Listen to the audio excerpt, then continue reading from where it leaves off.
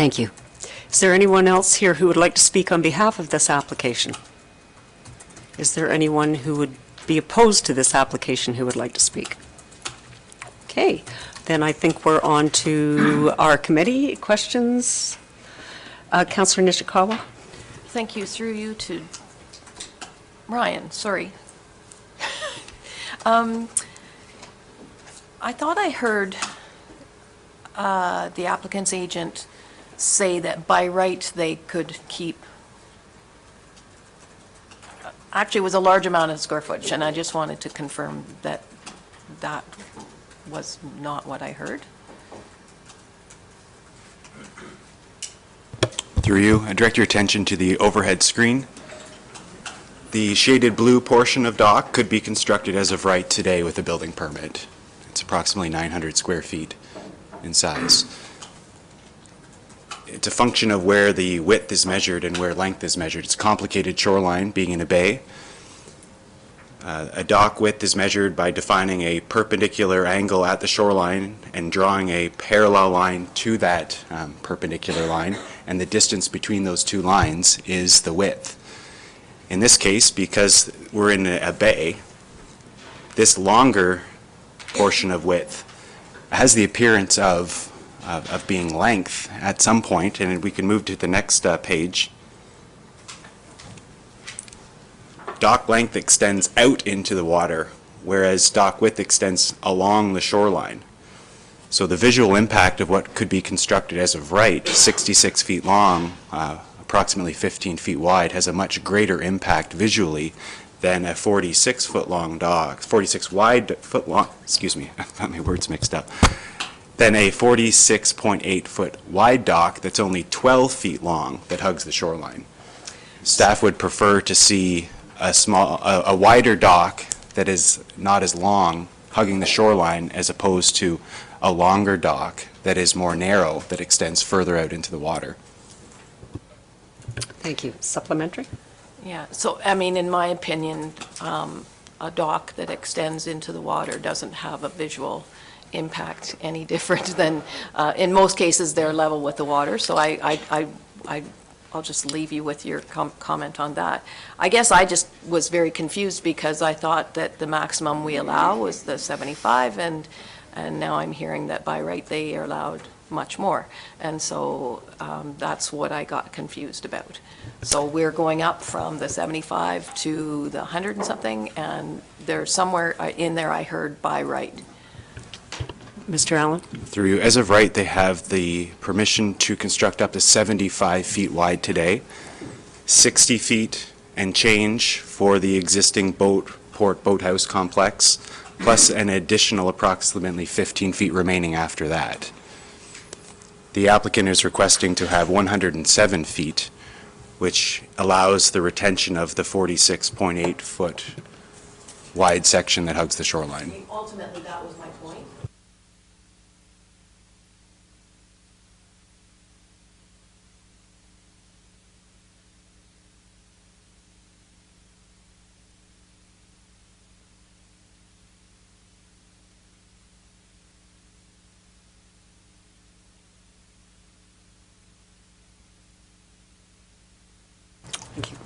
Councillor Jaglowitz? Thank you, Chair. Through you to staff. Alan, if I understand this correctly, we're allowing 107 feet, which means, going back to that chart, theoretically they could take that 48-foot wide dock and go out 66 feet in what we're approving today. Is that correct? And if it is, I'm just wondering why, because I agree with the logic that the dock should remain, but aren't we harming ourselves if we don't restrict it to the 12 feet of length? Mr. Allen? Through you, the bylaw has been drafted as such that the permitted dock width of 107 feet would only be permitted as shown on the plans attached to the bylaw. If the committee has concerns about future dock extensions, we could make it explicitly clear within the bylaw that no further additions are permitted. But from my perspective, the way that the bylaw has been drafted to date wouldn't allow further additions of length. Okay, thank you. Thank you. Councillor Roberts? Thank you, through you, Chair. Mr. Allen, you were indicating in the presentation, I thought I heard, that something was being removed. Or did I miss? Through you. It was an error in the notice. As you see, the way that this drawing is labeled as being potential dock, the drawing that was attached to the notice and described in the notice showed as proposed. That label was an error. So just to make it abundantly clear, I thought it was appropriate to highlight the fact that this long extension is not the proposed dock. The proposed dock is the portion that's along the shoreline. Does that answer your question, Member Roberts? Just a supplement. Yes. Yeah. Okay, I fully disagree with any comment that stated that taking away shoreline structures, man-made shoreline structures, are more harmful to the environment. The environment will recover. So, and it's been shown, so. Question from me, Mr. Allen, just so I'm perfectly clear on this. The way this bylaw is written now, we pass this, are they able to then go ahead and put in that proposed potential dock? Just so everybody's clear.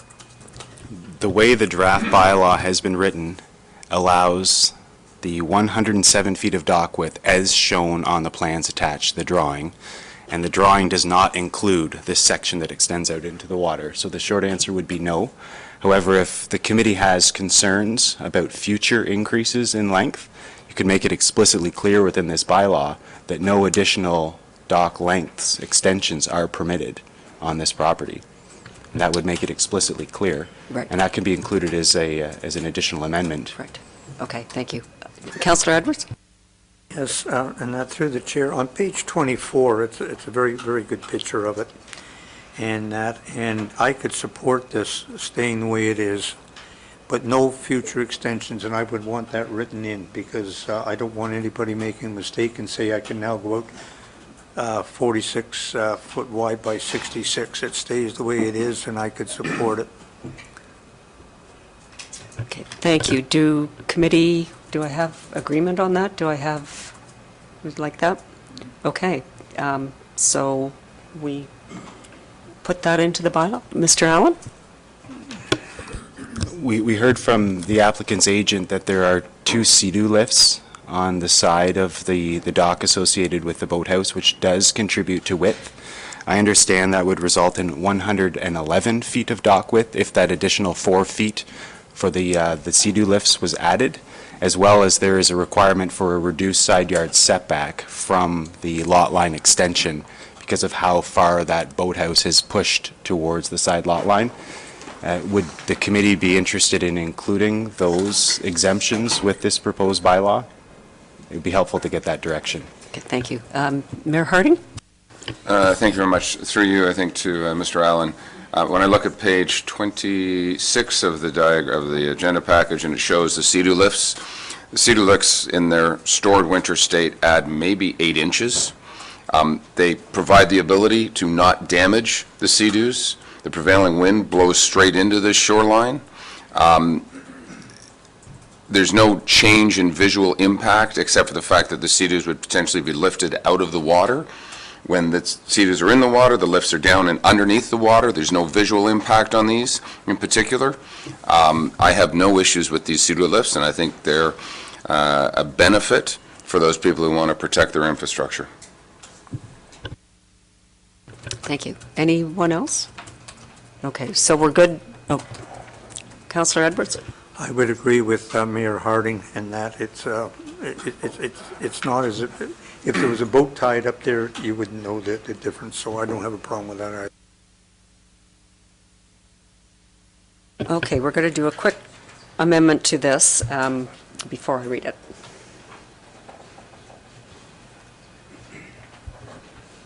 Oh, sorry. Thank you. Just Councillor while you're doing Jadwitz. that, just a point of clarification for myself. Are you saying, Ryan, that, through the chair, that if I park a Sea-Doo on a boat lift beside my dock, I need approval for that? That counts as width? That kind of confuses me. So what you're proposing to do is what? Allow them to expand the dock? I think most people now have got Sea-Doos parked beside their boathouses. Mr. Allen? Through you, a dock, other vessel or craft boat does not count towards the width of a dock. The definition of cumulative dock width, though, included in the zoning bylaw, in part states that cantilevered structures and freestanding boat lifts shall be included. So by the nature of the definition, any boat lift, whether it's mounted to the dock or sitting on the bottom, counts towards the width, cumulative width of the maximum amount of dock one lot is permitted. The difficulty is typically that, or for a fact, boat lifts don't require a building permit, and neither do the installation of lifts. So typically, people aren't coming for approval, they're just installing them, hopefully in compliance with the bylaw, and sometimes not. I would suspect a lot of people don't even know it's part of the bylaw, actually. So, Mayor Harding? Thank you. I think we do need to do a little bit more work understanding maybe a future amendment to our zoning bylaw on boat lifts in particular. But you made a statement that said freestanding boat lifts. In my opinion, these aren't freestanding. These are attached to the dock. A freestanding boat lift could be what I call a sunstream boat lift. You can park beside, doesn't have to attach to anything, can lift a boat up. Oftentimes those have canopies over them. They do, in my opinion, add to shoreline structure coverage. But a lift in this particular fashion, an overhead cable lift, if there's structure holding it, does add to shoreline structure. But I guess I don't understand the definition of freestanding and fixed in this particular case. Mr. Allen? Through you, the definition of dock width also included the term cantilevered as well as freestanding. These would be cantilevered off the side of the existing dock. There's no doubt that these Sea-Doo lifts are quite small. The bylaw is one size fits all. And on that note, Mr. Pink? Maybe just to provide some background historical information for committee members. There was a fairly contentious zoning application a few years back regarding a boat lift in a bay, and it was a specific direction of council to include boat lifts in the zoning bylaw to be included in cumulative widths. So staff crafted in 2014-14 a quite comprehensive, all-encompassing definition that would include what you see, cantilevered, freestanding, attached, any boat lifts, posts, poles, etc., essentially due to that, my recollection, one situation. That could certainly be reinvestigated in the future, but that was a direction of council. Okay, thank you. So Mr. Pink has drafted this so that we can include keeping those. So if this is moved by Councillor, sorry, Councillor Nishikawa. Through to you, to David. I just wanted to ask or confirm or where I would see this. Do they also have a right or for a structure to be on this? This is a large, wide dock. Is there an ability to put a structure on that dock? Like a gazebo, you mean? Or a shed? Mr. Pink? So what the zoning bylaw does, it controls the cumulative width of docks, which is what's before Planning Committee and Council. It also controls the cumulative width of boathouses. So the zoning bylaw only permits certain things over water, and those are docks, boathouses or boat ports, and sun shelters. So Mr. Allen would likely be the best to confirm whether there's any remaining development potential for a boathouse or a sun shelter on the dock in question. But again, the zoning bylaw will limit the cumulative width of docks to 25% up to 75 feet, and then it will permit boathouses up to 16% up to 75 feet. And I guess Mr. Allen likely will know, based on the amount of lot frontage and the existing width of the boathouse, whether there's any room left for a sun shelter or a boathouse on this property. And also it would have to comply with lot coverage because it contains a roof. So it would be a combination of those. Mr. Allen? Due to the width of the existing boat port and boathouse complex, and a sun shelter 2.6 feet wide could be constructed. There would be sufficient lot coverage available.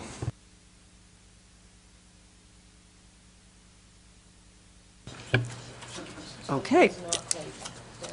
I'm going to read this. Moved by Councillor Roberts, seconded by Councillor Edwards. Be it resolved that Planning Committee recommend to Township Council that ZBA-38/19, bylaw 2019-141, McKinley and Isbin, roll number 2-27-053-01 be approved, provided no further dock additions are permitted, and to provide any required exemptions to permit the existing sea-doo lifts. Any discussion? All those in favor? Opposed? That carries.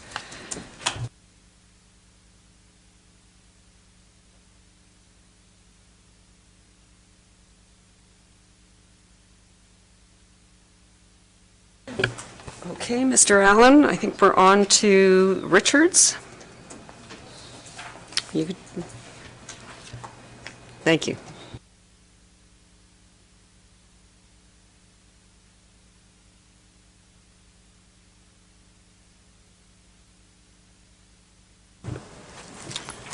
Thank you. This next item is a public meeting for zoning bylaw amendment 3919, bylaw 2019-144 in the name of Richards. The lands are known municipally as 1371 Foreman Road and are presently in the ownership of Marilyn Richards. The property is currently developed as a waterfront resort containing multiple housekeeping units, a dwelling, amenity areas, and a dock. The proposed amendment is to address zoning errors in the mapping. No new development is proposed at this time. The specific details of the proposed zone change are as follows. There's a portion of the lands that are currently zoned rural RU2 that are proposed to be rezoned waterfront commercial WC1. There's also a portion of the lands that are zoned waterfront residential WR1 that are proposed to be rezoned to waterfront commercial WC1. There is a proposed zone changes are found on page 42 of the agenda package. You'll see that the property is divided by a municipal road allowance. The process to obtain a portion of that road allowance where there's encroaching structures has been initiated. We've received comments from the District of Muskoka. They have no objection to this application. We have received comments from the Township's Development Services Department, Public Works Department. They have no objection to this application. We have received one letter of objection from, Sandy Kokanison. I apologize if I mispronounced the name. Specifically, Sandy strongly disagrees with the proposed zoning. This section of Lake Muskoka is very busy with traffic due to the proximity to Indian River and Port Carling. This rezoning will affect our neighborhood as we share access to Rock Hill Farms property. All of us live close to this bay, and we require a safe bay for family fun in the summertime for boating, tubing, fishing, swimming. Our understanding that this waterfront property in question is mostly deemed residential and does not meet the waterfront frontage requirement. Given the situation of non-compliance, it seems odd the council would recommend to change this. What development interests are driving this decision is questioned. And there's also a note that there is important wildlife and natural habitat that provides for biodiversity and makes Muskoka unique. And there's a low-lying area that would be destroyed if greater development occurs. Therefore, at a minimum, an independent third-party environmental assessment should be completed, among other things. They indicate that due to the timing, they're unable to attend this meeting, and they're hopeful that this letter will serve to protect against any unnecessary changes. Staff would be happy to answer any question the committee has. Mr. Allen, could I ask you, because I know we have a lot of people here on this, in terms of the rezoning, at this point in time on this property with the density, is there any more development available? The WC1 zone restricts the maximum gross floor area permitted to 500 square feet per acre zoned. Presently, the existing development exceeds that limit, which would be then considered legal non-complying, grandfathered, and could be replaced, the existing buildings one-to-one, same location, same size, same extent. If this zoning amendment is approved and rezones the waterfront residential lands and the rural lands, as well as the closure of the road allowance, the property will continue to exceed the maximum development allowance, and the only permitted development would be to replace the existing buildings in the same location, the same size, the same extent. Any future expansions, either new units, new floor area, would be not permitted, and as a future zoning bylaw amendment would be required to be brought forward to the township for consideration. And notice would be given to neighboring property owners, and a public meeting would be held. Thank you. I think it was important that we all understand that. Is there anyone here who would like to speak, the owners or the applicants on behalf? Please come forward. Please give Richards, please give your name and address.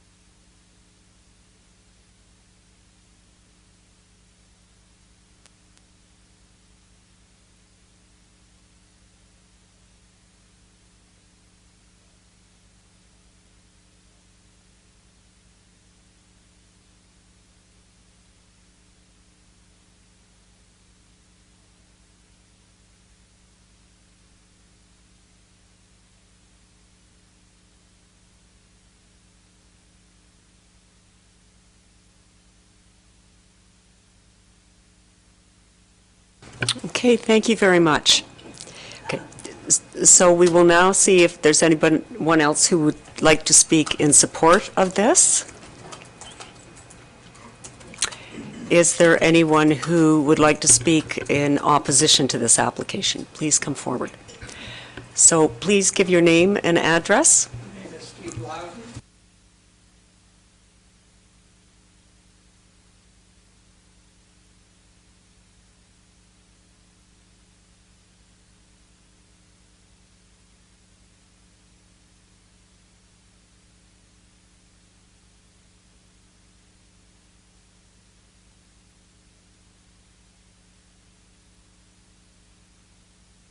Could you please speak up a little bit? I think we're, thank you.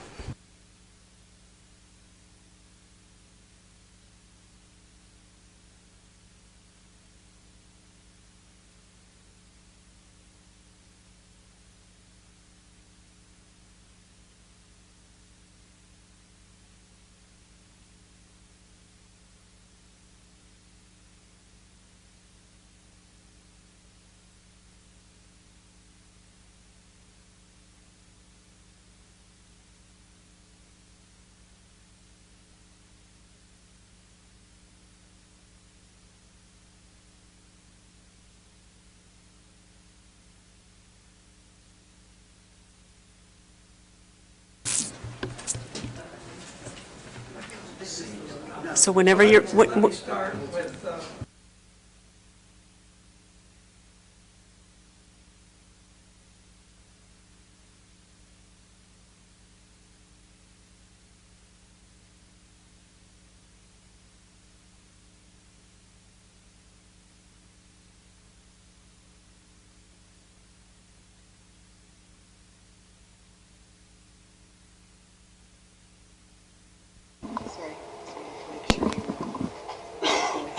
and he sold his product to two grocery stores in Port Carling, Hannah's and Stevens, and his three grandsons lived in the he built that log cabin. Originally he'd lived in a farmhouse across the road on the other side. His three grandsons, including me, lived in slept in the loft of this old cabin. And I didn't do much work around the vegetable gardens because I was only 5, 6, and 7 years old, but that was the job. So I've been around a long time. This property never was and is not today an appropriate property for commercial use. It's only 280 feet of frontage. But for decades it's been operated as on a legal non-conforming basis. To rezone it as commercial, we feel threatens the neighbors and the environment with high-density development. I know you say that the zoning wouldn't permit high density, but it tends to happen, as we've seen in other lakes and on Lake Muskoka. So that's just the first step. The fact is there's no reason to rezone this. It's operated just fine the way it is. It should not affect the rental business whatsoever, and it shouldn't affect the family's ability to build their retirement home and become full-time residents. It's not a financial hardship to the family. The present value of this property as residential certainly exceeds the value of the business. So ultimately, if they need to realize the value, they can realize it as residential property. excuse me, but I don't think that's relevant to our planning Okay? positions, so... I just don't want you to feel that you have to do this to... I sense it's getting a little Okay. personal at that point. All right, I'm sorry. We put together a group of 30 people in opposition. They're the neighbors of this. They like the world the way it is right now and see no reason to make any change. And any change seems to us to be a potential threat. So we urge the committee to leave it as it is and allow the family to do what they want to do, which is build their retirement home. Thank you. Okay, thank you very much. Anyone else here like to speak? So I will ask if you're coming up, and we encourage everyone to come up, if some of your points have already been addressed by a prior speaker, if you could quickly just acknowledge that you agree with that rather than go over those points again, that would be appreciated. Thank you. Good morning, Madam Chair and members of council and committee. My name's Anna Bordaloose, and here with my husband, Glenn. We are the owners of 1361 Foreman Road, the cottage immediately to the east of Duff's Cottages. In fact, I met many of you a couple years ago when we fought the Rogers Tower, and you helped us do that. We are adamantly opposed to the proposed zoning change and public road allowance closure, and on behalf of our neighbors, I'd like to submit the following petition of personally emailed and hand-delivered responses from 33 of our neighbors on Chisholm Trail, Foreman Road, Martins Cove, Horseshoe Island, and Trillium Road, who are strongly opposed to the application, and call on the Planning Committee of Mayor and Council to oppose the proposed application and continue the status quo with respect to the subject property. We also have 14, I think, probably concerned neighbors here. One who, in fact, flew from the U.S., Steve, who just spoke, flew from the U.S. to be here today. So I'd like to pass that to, the clerk?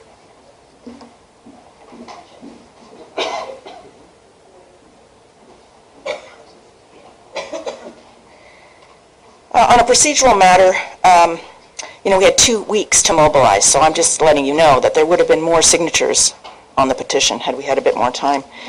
On a procedural matter, the official notice didn't mention the road allowance closure, which was detailed in the staff report last Friday, and 1 week is insufficient to solicit professional planning advice on this proposal in terms of analysis and report.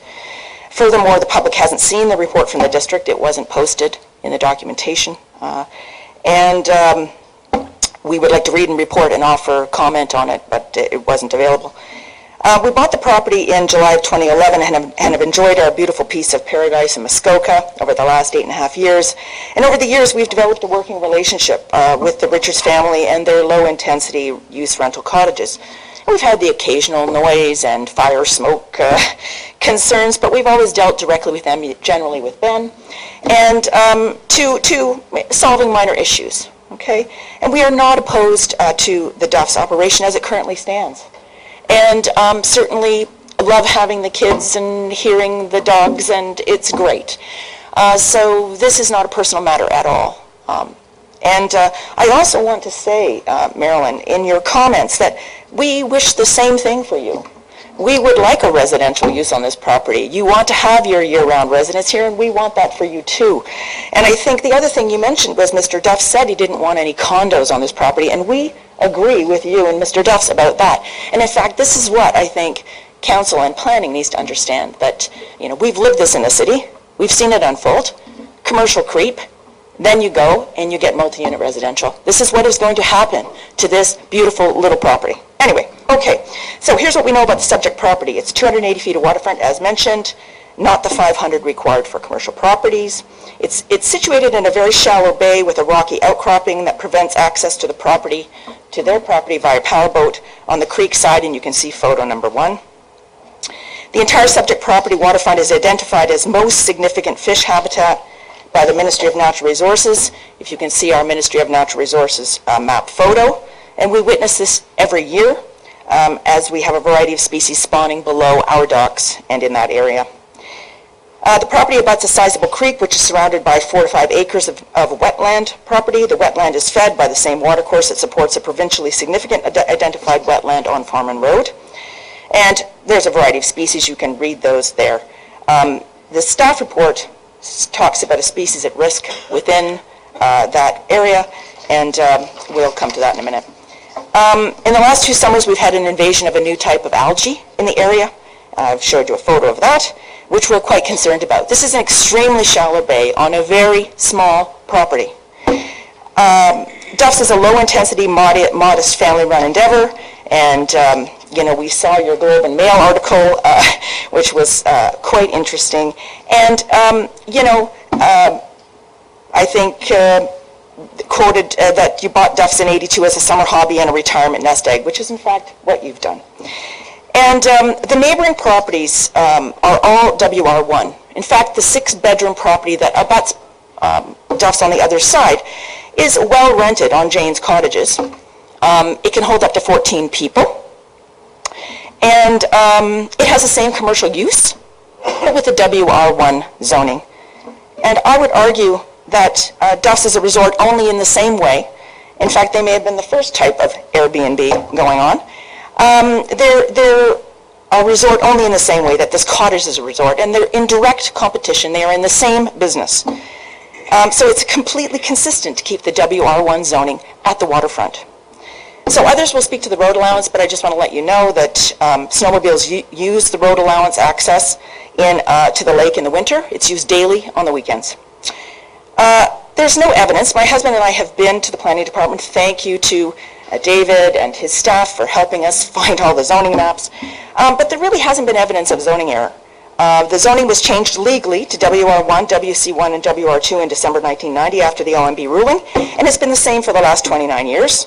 The township and the applicant are aware of the zoning. The applicant is paying both residential and commercial taxes, as confirmed by the 2016 tax assessment.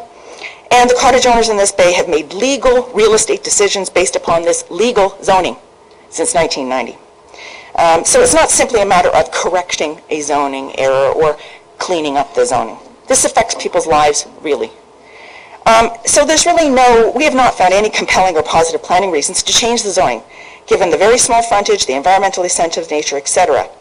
And so if there isn't development planned, as the notice suggests, then leave it alone. Just let it be. But if there's modest development, as the applicant has asked for, okay, there really isn't. The applicant could demolish their existing thing, rebuild on the land they currently own, and continue with a legal non-conforming use at the waterfront. So we asked the Planning Committee today to oppose both the zoning and the road allowance application today and leave the property as it is. Work with the applicant to accomplish what they want. Just work with the applicant to accomplish what they want. And failing this, and this is what we really hope for, but failing this, we're requesting a deferral of the item and request that 60 days after the following reports are received, we'd like to submit a comprehensive planning analysis to the township. We'd like a species at risk evaluation report. We'd like public notice posted in the local papers regarding the sale and closure of the subject public road allowance to inform the community and solicit responses. And we'd like an MNR assessment of the fish habitat and the significance of the abutting wetland. Thank you. Thank you very much. Is there anyone else who would like to speak against this application?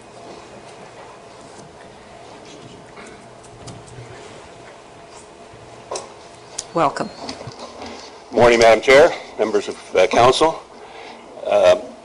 My name is Brian Belmore, and I own a property on Horseshoe Island, which is immediately to the east of the subject property. And I'm here to speak in opposition to this motion to amend or application to amend. Our Horseshoe Island is a 40-acre island. There are 6 cottages on the island, all well over 500 feet in frontage, well over 2 acres in size, which is consistent with that area. Every one of the cottagers on that island have signed this petition that's before you, objecting to this amendment. They want to preserve the status quo, which is has been there for as long as this bylaw existed and before it. And in my respectable submission, I've heard no reason why it has to be changed. And I ask with respect the planning council staff, the owners, what is it you can't do under the existing zoning? There's no need for it. They say that they don't want to do anything more than they've been doing for the last 20 or 30 years. Well, God bless them, go ahead. There's no reason for this. You usually change zoning for reasons. I've been asked, one of the members of our group on Kennedy Point, or on Horseshoe Island, lives in the United States and isn't able to be here, and they've asked me to read this short submission to you, which I we'll now read and file as an exhibit or a document here. This is from Brian and Sally Miller, who own a property on Horseshoe Island. My wife Sally and I are cottage owners on Horseshoe Island. We have read the public notice regarding the requested change of zoning for commercial to commercial for the above referenced property. You want to go on record as being in opposition to this change in zoning. And they give 3 reasons. First, we oppose the change because this is a purely residential area, which is unquestionably a fact. There is not another commercial property anywhere in this vicinity. And Mr. Miller is involved in real estate in the United States, and he speaks to that. In residential real estate, this is called, quote, turning the corner. You may have heard it, I haven't heard it before, maybe that's a U.S. term. Turning the corner into a neighborhood by a developer. Generally, once that initial infiltration occurs, developers use that as a rationale to do more. We must be cognizant of keeping certain areas of this lake purely residential. And I want to just depart from this submission for a moment and just say this. I'm sure that everyone in this room would support this not changing. And you say, well, why don't we give them the amendment and it won't change? But you won't be here, or some of you won't be here 5, 10 years from now, or I may not be here 5 or 10 years from now. There'll be another council. There'll be other pressures on the council. And they'll say, well, it's already waterfront commercial, so it's only 280 feet. You know, cut us a little slack. So it's very important to retain that waterfront residential commission for the long term. And if a subsequent purchaser, I accept the applicant's submission to you, we're just going to carry on business as usual. Well, they can. They can. They don't need a change. But if they sell the property, we don't know who's going to be there. Are they going to be as altruistic and as the present owners? You never know. Are there going to be councillors around this table as concerned about it as you are now? We don't know. So let's wait for that. When someone comes forward and says, it's a waterfront, I want to change this to waterfront commercial for a reason. And let's hear a reason, a cogent reason for changing it. I haven't heard one here today. They could build their dream home. The mist will still rise off the lake. It's not necessary. This is not necessary. But we're turning the corner. I'll continue this letter. Secondly, this is already a fairly busy area of the lake due to its proximity to the mouth of the Indian River. As the only southern artery from Port Carling, there is already a fair amount of boating traffic through the area. Certainly a commercially run operation will increase the boat traffic, which diminishes the experience of residents and increases the propensity for boating accidents. Now, I don't know whether a subsequent owner might want to put a marina in there. Who knows? Lastly, once this property is zoned commercial, the proverbial cat is out of the bag. Although the current owner may have good intentions, the next owner or the next after them may try to increase density significantly, further diminishing the residential nature of the area. Commercial zoning is much more susceptible to greater density than a residential designation.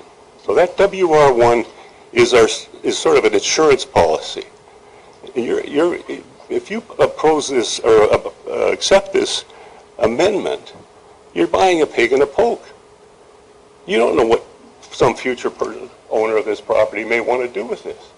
Some imaginative developer. I practiced law before I'm now a recovering lawyer.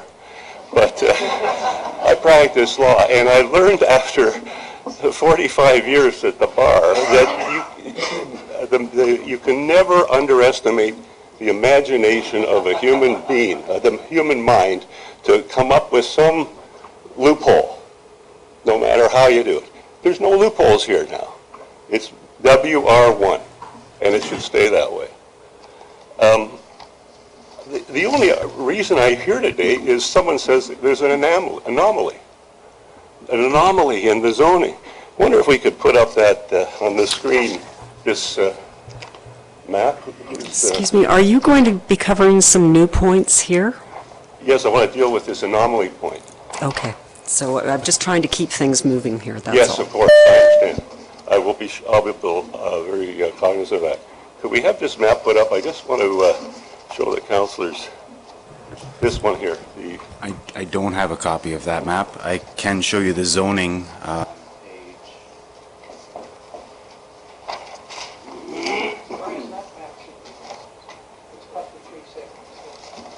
It should be in the package, I'm told. No? Yeah, there it is. There it is. All right. So they say this is an anomaly. WR1. This was done by the planning staff presumably in 1987. They looked at this property and they drew a line right there and said, that's waterfront residential. That's what it should be. And if you look at the bigger map, all of the cottages around there are waterfront residential. It would have been very simple for them at that time to say, make it all WC1. What the heck? That's not an anomaly. That's an intentional, the then zoning department intentionally drew that line. Look at the care of these lines. They kept this is rural. They kept that. They can't control that. They got waterfront commercial too. But they didn't. The only explanation why that line was there, that would be consistent with the anomaly point, was there was some sort of volcanic eruption in Fort Carolyn when they were drawing the line, and the guy...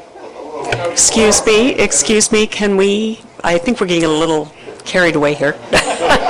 Might be the way to state that, but could you wrap it up, please? Yes. So, but my point, Madam Chair and members of the panel, is it's not an anomaly. That was done intentionally to protect this area, make it residential. That's what they did in 1987. That's what it's been like ever since then. And that's what everyone in this area wants, is to be waterfront residential. Leave it there and give us the protection, not against the Richards so much, as you've heard from the previous speaker, against the future. They can do what they want, as it is now. There's no change. Thank you very much, and appreciate the time. Thank you. Thank you. Would anybody else care to speak against this application?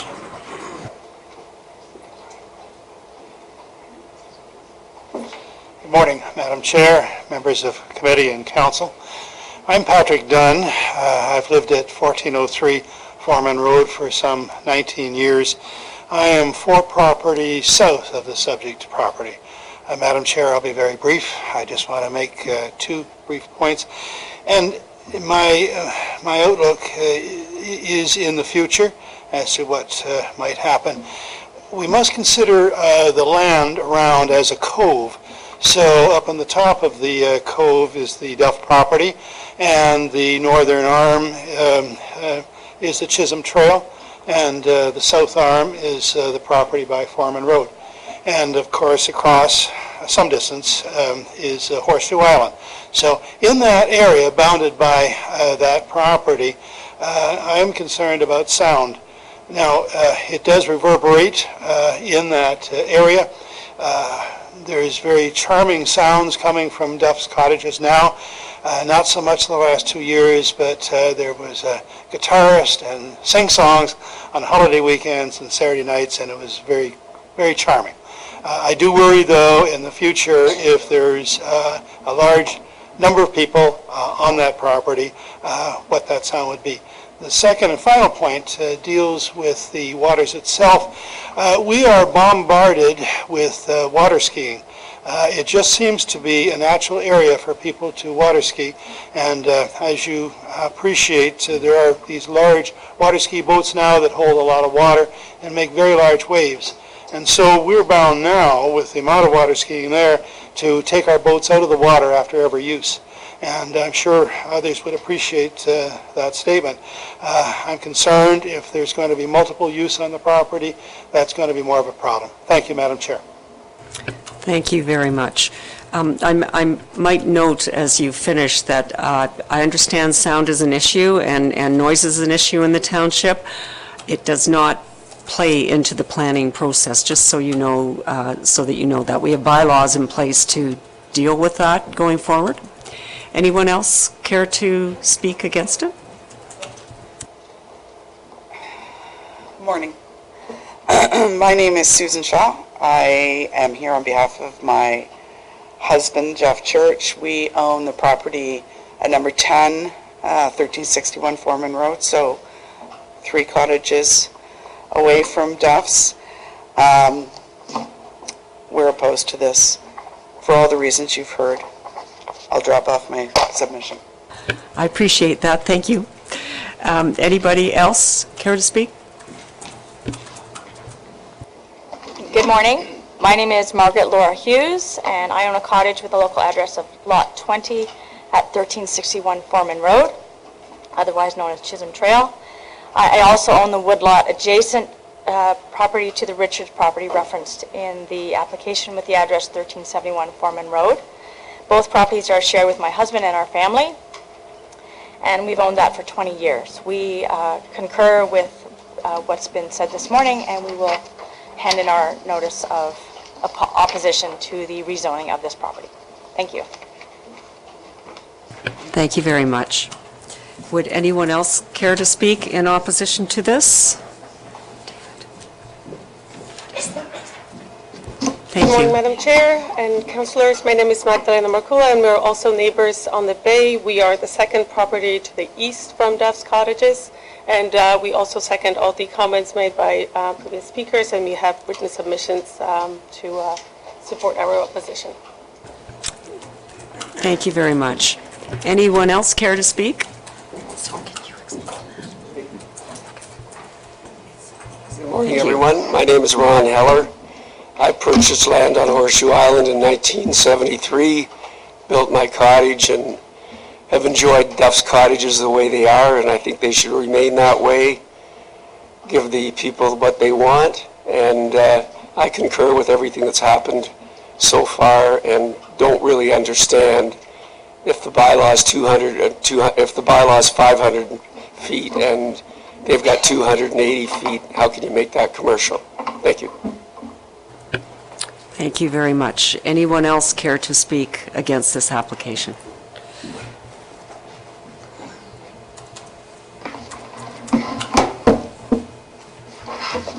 My name is Michael Ann McDonald, now Adams. I live at 15 Joseph Street in Port Carling, and we're standing on land that was deeded by Queen Victoria to my great-great-grandfather. I don't think anybody could beat me unless Mr. Bartleman was here or an Aboriginal person was here. And I live on Mirror Lake, so the comments from Judge Dunn hit home with me because as a kid I grew up, we always went to Mirror Lake to water ski, and the people that aren't water skiing out in front of him are waterfronting right in front of my new home, which we just built on property that I've owned for many years. The problem here is there's no reason to do this. The suggestion in the notice that this was a planning error is simply fictitious. There's no planning error here to be rectified. The email that was sent by Madam Chair, this won't make any changes, they're already beyond their maximum density, that simply isn't going to be reality into the future. And my friend Brian, 45 years of the law, I'm 43, and he probably doesn't recognize me because nobody recognizes me anymore. But the reality is, there's no planning error here, there's no anomaly. There was a deliberate protection of the waterfront residential component, which was essentially one unit residential at the waterfront. They didn't look at the fact that people had built on somebody else's property, on our property, on the public land. This is private appropriation of public property when you take the road allowance and you give it to a private owner. You then give them more square footage to permit more density. Oh, you don't need to do that, it's not going to make any difference because they're already over density. What you are doing is saying all of this acreage can have that density, that over density into the future. So we can talk all we want about protection of the environment and all that, but look at the photograph. You got a lovely lawn. Look at the photograph that was attached to the application, showing the lovely manicured lawn stripped of all vegetation. How much of that public road allowance has been stripped of vegetation? You have a provincially significant wetland for 4.5 acres. You have a stream running through the property into a very shallow bay that has had algae blooms in the last 2 years. And you can say it's not going to change anything, but that's an ass-backward process in my respectful submission. And maybe that's because I'm a lawyer for 43 years, but I thought a person who made an application has a burden of proof to show that there's a reason for the application to be granted, and there is no reason. That's the bottom line from a legalistic, totally point of view. This is not a bunch of neighbors saying, not in my backyard. They're saying what's there is good. There's no reason to change it. Don't take the backland density and allow it to be transposed to the waterfront residential, because that's what you do when you grant this bylaw. So the comments about sound, they come home to me because I used to live in Port Carling Bay right across from Mr. Leon's bar that used to have 1,000 people on the deck on a Saturday night. And sure, we have bylaws for those things. You try and enforce them. I can remember getting up. Can we stay on topic, please? We'll stay on topic. The realization is when you make that waterfront commercial, the bylaws that permit commercial noise apply to them, and that is a significant change to everyone in the neighborhood and a significant devaluation of their property for no reason. That's the principal point. You have a bay that is very much blocked.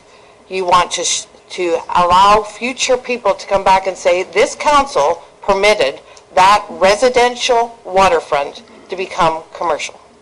It should not happen, in my respectful submission. Everyone's opposed for a reason, and I couldn't figure out what's the planning perspective that's driving this. So I come to it from a legalistic thing saying, why is planning staff saying we have to do this? Oh, well, we should have it all as one zoning. There's no principle of planning that says you make a parcel all of one zoning. You could buy, we got just down the road from there, we've got that subdivision, 295 residential units, and you're going to cut off the municipal road allowance to the water for people who are going to be in an off-land subdivision at the corner of Foreman Road and 118. You got 295, I think, residential sites there for people who are off the water. Why would you cut off road allowance? So I finally, today, figured out what's motivating it, what's driving this, and I thank Mrs. Richards for making it clear. Their property, the building they want to build up, replace, turn into a luxury, whatever, their dream, is on public property. That's what's driving this. Their structure is built on public property, on that unopened road allowance. And they have stripped all the foliage all around it. Okay, so I know these points have been addressed before. I don't want to cut you off, but I'm just hoping that you can keep it fairly short. My point is, behind the planning department's recommendation, I haven't seen the district comments because they weren't circulated, they weren't there as of yesterday. So I don't know what the district is saying or doing.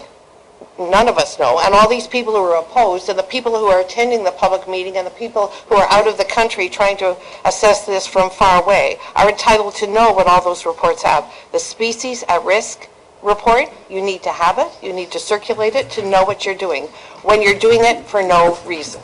Okay, I think we have the essence of what you'd like to say. The final point is about opening the road allowance. If you want to permit the Richards to rebuild that structure in the same density, you can't do it in the same location because they don't own the land underneath. So permit them through other processes to rebuild that structure in the same density, in the same location on their own land, the same distance from the water. There's no reason why they can't do that. No one wants to stop that, but they do want to stop the stepping stone, and that's what Mr. Belmore was speaking to. This is a stepping stone to commercialization of a bay which cannot tolerate that. Thank you very much. You're welcome. Thank you. Would anyone else like to speak against this? I'll keep this very brief. My name's Adam Martin. I live at 1211 Foreman Road, the Martin Farm. I am 5th generation on the property. And I'm here representing myself, my father Peter Martin, and my grandma Carol Martin. And we did not sign the petition that was circulated by the neighbors because we weren't sure what was happening here and why it was happening. But after today, and knowing what they want to do with the property, I just want to say that we are against this as well. Thank you. Thank you. Anyone else care to speak? So at this point, Mr. and Mrs. Fritchard, you may stand up, and if you choose, you have a chance to rebut. You do not have to do that. It's up to you.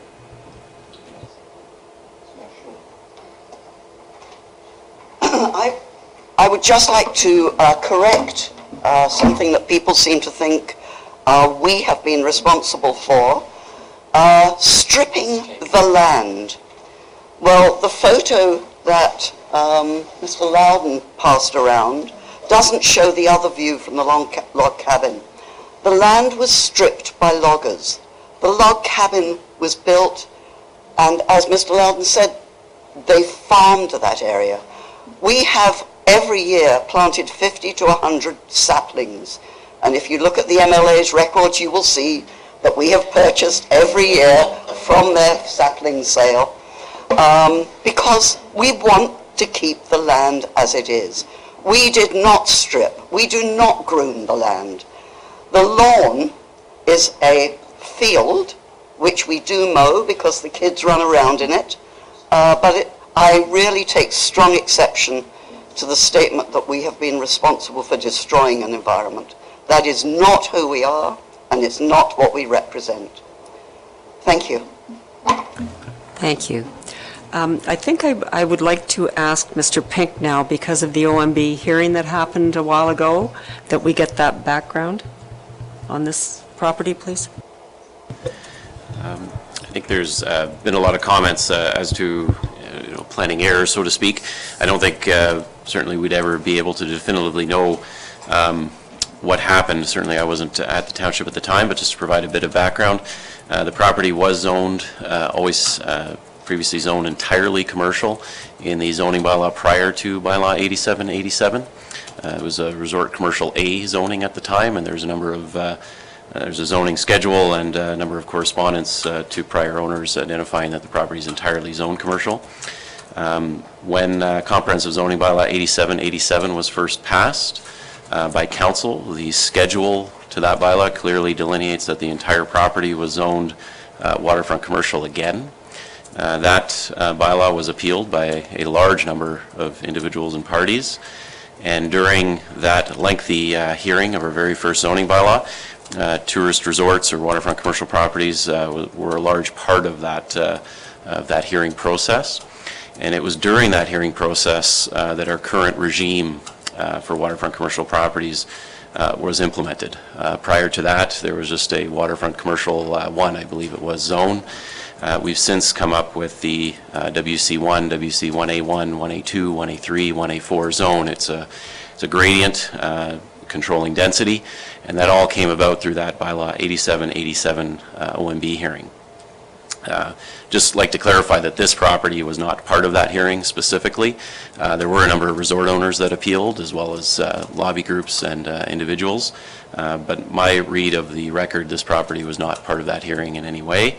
However, the ultimate outcome was that agreement to come up with the new zoning scheme with a number of waterfront commercial categories.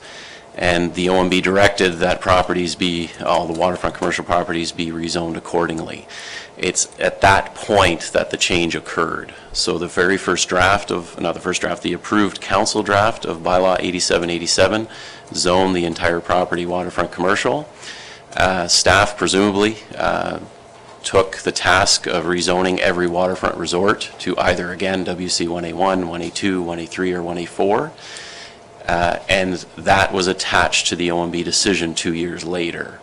That's when the change occurred, where suddenly a waterfront residential zone was applied to the front portion, as you see on the screen. There's no record as to who, as to why, or any reasoning. It's simply Again, it was not part of the decision. The specific property wasn't debated. Other resorts were, but not this one. And again, we presume, being in the office for many years, it clearly didn't appear to be intentional. There was no record of it. It's a complicated bay with a creek and a number of lot lines converging. And again, it'd be my somewhat of a guess that it was merely stroke of a pen that the residential zoning was captured. But again, there's no definitive way to know. I was not here at the time. So hopefully that clarifies some of the background and as to at what point the zoning changed. Just to continue, that zoning, as you see on the screen, just has continued simply since that date. There's been certainly, I don't believe, any planning department involvement with the property since then. There's been no development. So the zoning itself probably was never specifically analyzed until this application was made. Thank you. Okay, now questions from committee and councillor. I think Mr. Jaglowitz, you were first. And thank you, Chair. Through you to Mr. Pink, just following on your explanation, David, maybe you could explain how the R2 zoning happened, if you know. And the second question is, how deep is the WR1, like how deep is it in feet, roughly, if you can answer those two questions. Through the chair, and Mr. Allen could probably provide a more specific or accurate answer. I think we can certainly throw a scale to it and perhaps be more specific, but if you look at the survey that is attached to the agenda packages, perhaps on page 51, the zone line appears to be around where the property takes the bend in the left where the road allowance meets. And you can see there's a 200-foot setback established on that survey. So I would estimate very approximately that it's about 200 feet back. I would have to do further investigation or refresh my memory on the rural. I wasn't concentrating on the rural zone as it appeared. The waterfront residential seemed to be the main item of concern and contention. I'd have to refresh my memory as to the exact change of the RU2 zone, but I think it would have been around that same time. As I said, there is correspondence prior to bylaw 8787 and clear mapping that the entire property was zoned resort commercial at that time. So it would have been around the time of bylaw 8787's implementation. Supplementary. Is it not two properties? I thought it was two properties. Through the chair. Technically, I suppose the way to look at it, I believe it would be actually three. There is a parcel across Foreman Road that is technically a separate holding, and then the original road allowance splits the property with a thin strip. So there's a waterfront piece, a thin strip on the other side of the road allowance, and then another property on the other side of the road that we understand are under the ownership of the applicants. The application before you is entirely just the two properties on the east side of the road, split by the road allowance. thank you. Mayor Harding? Thank you. And I guess, David, help me here. I'm trying to find rationale. If pre-8787, the property was zoned all commercial, I buy that. We have the old zoning bylaws. That's great. Yes, in 8787, we needed to update our commercial zones or waterfront zones, and we ended up with 1, 2, 3, 4, so on and so forth. So we took a deeper dive into the properties. It seems odd to me that at that time, someone's going to, by mistake, stroke a pen and make a significant change to the front of this property. I get rezoning to 1, 2, 3, 4. We looked at the whole property, but you don't change the front 200 feet of a property by mistake. You zone it WC7 or WC4 or whatever by mistake. That number goes wrong. I'm just struggling with why a second waterfront zone could ever be done by mistake. It seems very intentional in character of the neighbors as I look at this along the way. And I guess I nowhere in my 9 years have I seen any mistake of this nature in zoning a specific piece of property. I get we left the old zone, I get we didn't update, I get that human error, but this is very deliberate, in my opinion, to create a waterfront residential zone. Help me here. Mr. Pink? Thank you. As I said from the onset, I don't think there's any way anyone in this room can definitively say. I think all I know is nowhere in any record in the file regarding this property or the OMB file for bylaw 8787, was this property specifically debated, talked about, and decided that it would be changed from an entirely commercial zone to a split zone. Again, it is entirely a guess on my part, but if you look at the old maps, and keep in mind, when I say stroke of the pen, it was a digital map created, and it almost filled in, maybe is a better word than a stroke of a pen. The highlighted area of the property, when you look at the old, and it's an extremely poor scale and a very dated map, so again, it's a presumption, and there's no way of knowing, but a highlighted area of what was presumed was the property was highlighted, and that was changed. And again, it has more function to do with roads, road allowances, creeks, a bay, properties, and the rest of the area was sort of just reverted to waterfront residential, not so much, again, a stroke of the pen. But as you can see, all the neighboring properties are waterfront residential, and it was just caught up in that broader stroke. And again, there's no way of knowing. I think all I can say that hopefully may clarify a little bit is, again, it makes no sort of planning sense to zone a property commercial and residential. We certainly do have split zone properties. We will have large waterfront residential properties that may be zoned WR1 and WR5 or WR6, where you have steep slopes or a narrow part of the bay on one part and a level area on another. We will have split zone properties that are perhaps waterfront residential and open space to provide a buffer or protection between two tiers of development. We will regularly have split zone properties of, say, residential and environmental protection. But I don't believe, or I'm not certainly aware of any properties in our township that will have a residential portion and a commercially zoned portion on the same property. It results in a very confusing situation for the municipality, the building department, and planning department to interpret what the rules are. What the rules essentially will say is that you build in accordance with the zone you're in. So currently, what the property owner could do is have residential development down by the water and operate a resort on the back half. And as to what coverages are and densities are and setbacks, have two different zoning schemes and two different uses on the property. And it's very unusual, and I just find it hard to believe that someone would have intentionally done that in '88 with no record of why and how.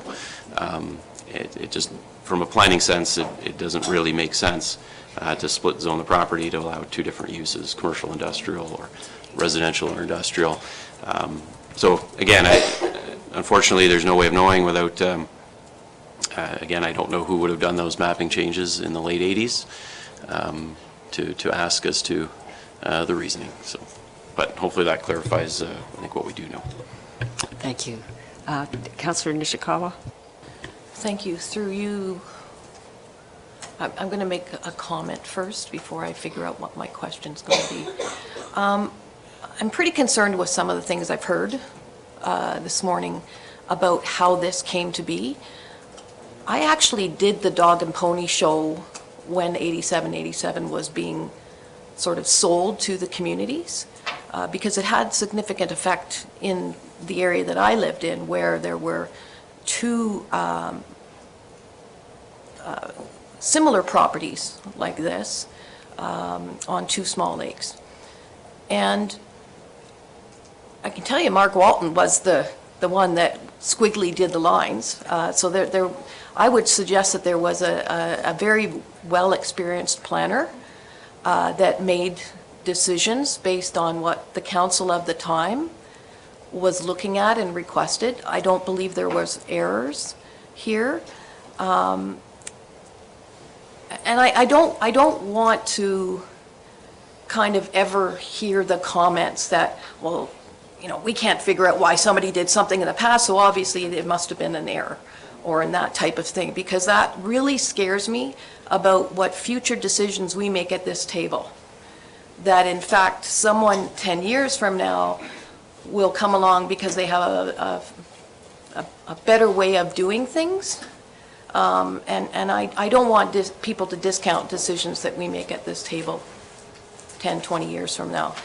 having said that, I do wonder, what I heard from the applicant, and I'm not sure if my question should go to the applicant or to Ryan, but what I heard from the applicant was mostly that they wanted to rebuild a home for themselves to live in. And if that's the case, and if in fact they wanted to replace that log cabin, would we not be better to have an application come back that deals strictly with that and see what we could massage to make that happen than trying to rezone the property? So I'm just not sure who that would be. Okay, so maybe I'll start with the applicant. Could I ask what you think about that? We could take a 10-minute break, and maybe I could ask you to... Because otherwise we can defer and then, or not, like my concern is maybe we should be deferring to give them the opportunity rather than just wasting this application fee. Right, okay. Councillor Roberts? Yes, I heard very loud and clear from everyone that they want to keep the WR1. They support the dream of the property owners to have a retirement home. What they're concerned of is with future development and the out-of-the-box thinking that occurs there.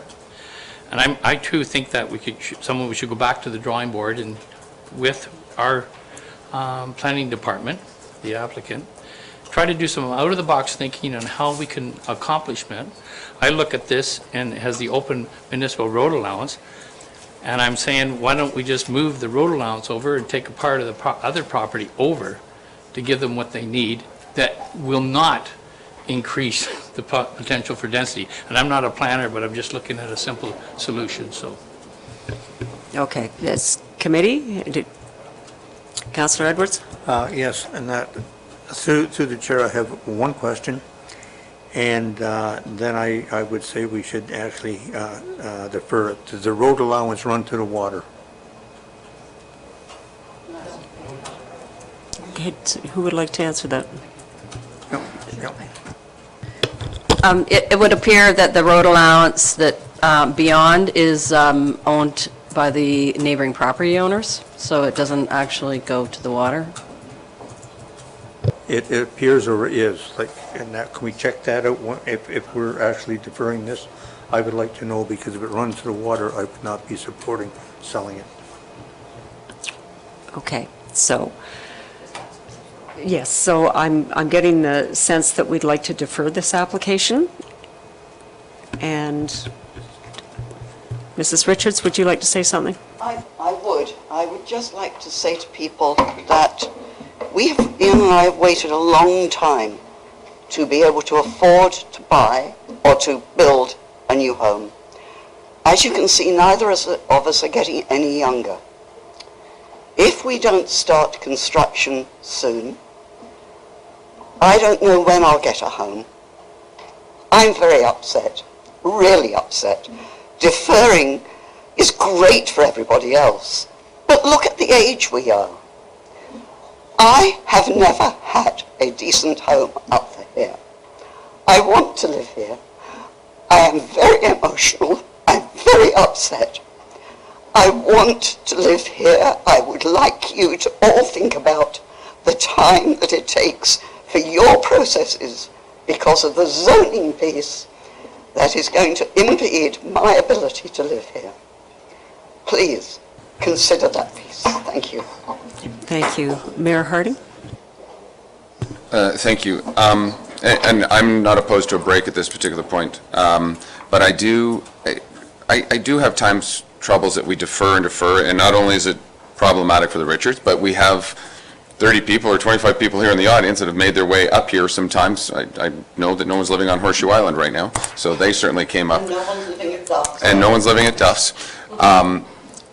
So I'm trying to understand where we want to go, and I appreciate that we want to zone the whole thing commercial. I'd be willing to bet if that's just a building perspective, that the neighbors, if you wanted to zone the whole property waterfront residential, I don't think it'd have any problems. So that's a change and into where the thought process, and I understand that. There are obvious reasons that you want to go to a commercial density. Number one, you're over lot coverage for GFA if you zone the whole property that, so everything's site plan. There's a lot more work in this whole property becomes commercial under site plan. You can't put a tree in without coming back to us and having a conversation because of site plan. I am concerned as soon as we zone this property commercial, you get greater density or ability to build more docks because of our waterfront zoning. I believe we have, and I'll look to Mr. Allen on that, but I believe we have greater lot coverage in the commercial zone than we do in the waterfront residential zone. As a property owner, when you change to a full commercial density, you're going to pay more in tax.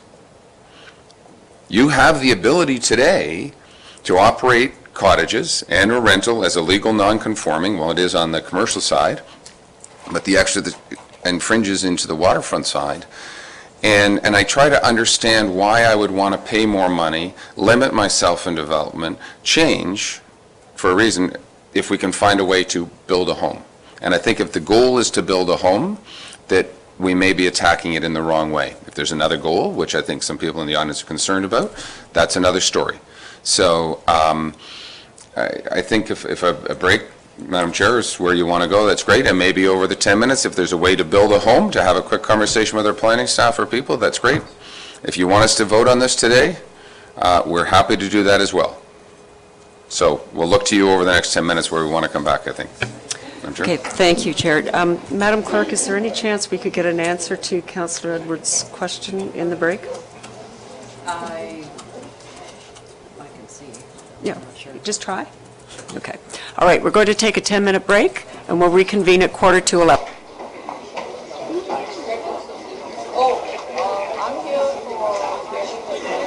Brian?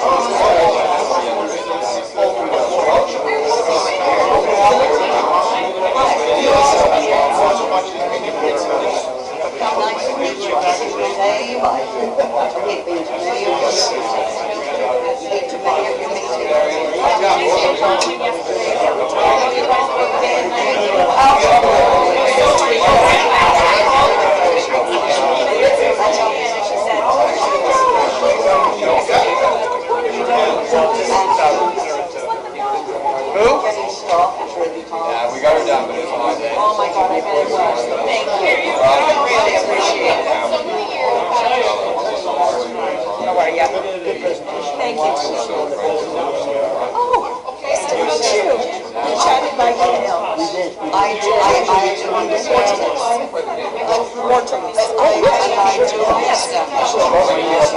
That's okay, that's good. I'm glad to meet you. I've done a lot of speaking. Of course, I have been involved with our Ratepayers Association in Kleinburg. So we've witnessed this kind of stuff. Lot Nosley, president of the MLA.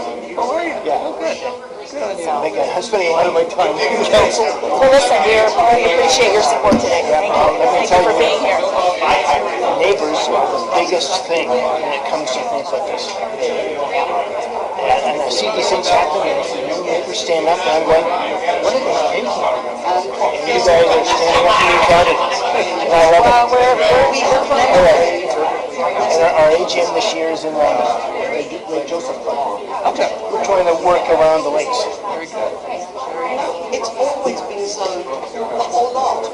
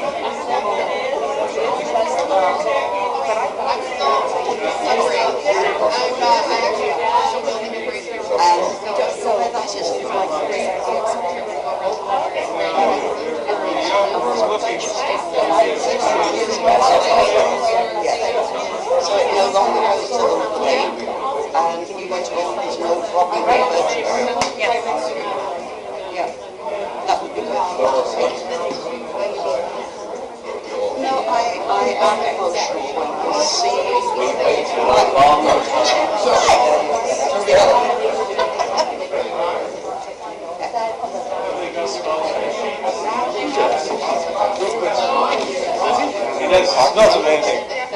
Thank you. After water conservation, river road allowance to rural and drain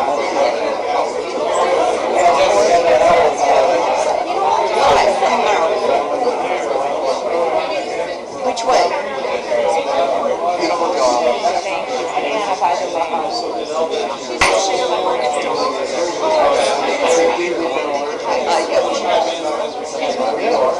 Yes, sorry.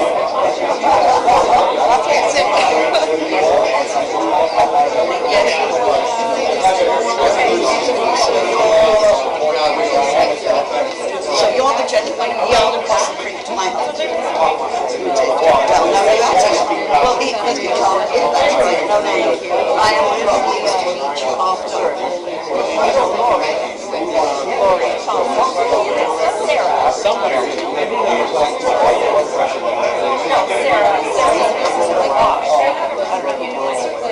Sarah ran for mayor. Then she ran for mayor. And of course, I ended up.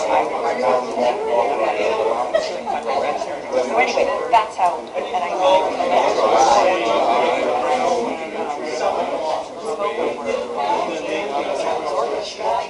yes, that's exactly this kind of thing.